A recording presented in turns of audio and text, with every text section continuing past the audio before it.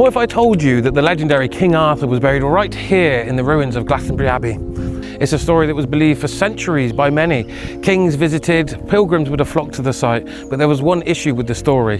The whole story was fabricated by the monks of Glastonbury Abbey. But why does a story still persist today?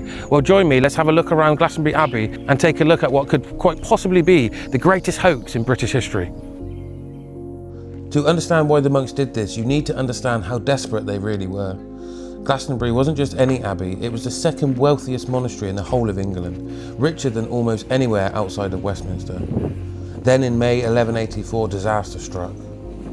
A catastrophic fire tore through the entire complex. It destroyed much of the church, it destroyed the old church, the most sacred building in the abbey, believed to be the very first Christian church in all of Britain. The monks lost their precious relics, the most sacred ground, and with it, their income. Pilgrims stopped coming. Then in 1189, King Henry II, their biggest financial backer, died. The money that had been rebuilding this abbey simply dried up. The monks needed something, an event, a miracle, anything that would make the world look at Glastonbury again. Miraculously, in 1191, they found it. Digging in the old cemetery here, the monks claimed to uncover something extraordinary. A massive hollowed oak trunk buried 16 feet down. Inside it, two skeletons, one large and one small. And beneath the covering stone, a lead cross engraved in Latin. It read, "Here lies interred the famous King Arthur in the Isle of Avalon. King Arthur, the Arthur, found here in Somerset." The reaction was everything the monks could have hoped for. Pilgrims flooded in from across Britain and far beyond. Even royalty came to see it. In 1278, King Edward I and Queen Eleanor themselves attended a ceremony here, moving Arthur and Guinevere's bones into a black marble tomb before the high altar. The tomb drew crowds for 348 years, right up until Henry VIII's men tore this abbey apart in 1539.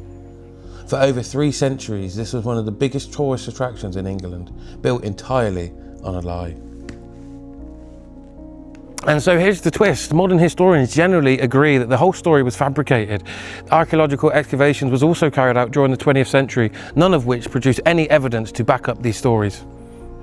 The lead cross, the one described in love and detail by a chronicler who claimed to have held it in his very own hands, has since been identified as a forgery. The lettering style on it didn't even exist yet. It postdates the real Arthurian period by centuries. And when archaeologists actually excavated the site in the 20th century, nothing. No bodies, no oak trunk, no physical evidence of the monk story was ever true. But here's where it gets even more interesting, because this might not have been just about money. Some historians think there was royal involvement too. Arthur wasn't just a legend. To Welsh resistance fighters, he was a symbol, a king prophesied to return and drive out English rule.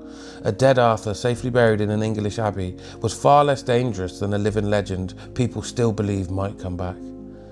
So was this a struggling abbey chasing pilgrim money, or a very convenient political favour for the crown? Nobody knows for certain, and honestly, that's part of what makes it brilliant. Whatever the real reason, it worked. A handful of monks, 13th century tools, and a lie. And they was able to create a legend that still brings people in today. So does knowing that it was fake change your view on Arthur and Glastonbury, or do you feel like it's created its own story, an identity of its own that carries on into the modern day? Let me know what you think in the comments.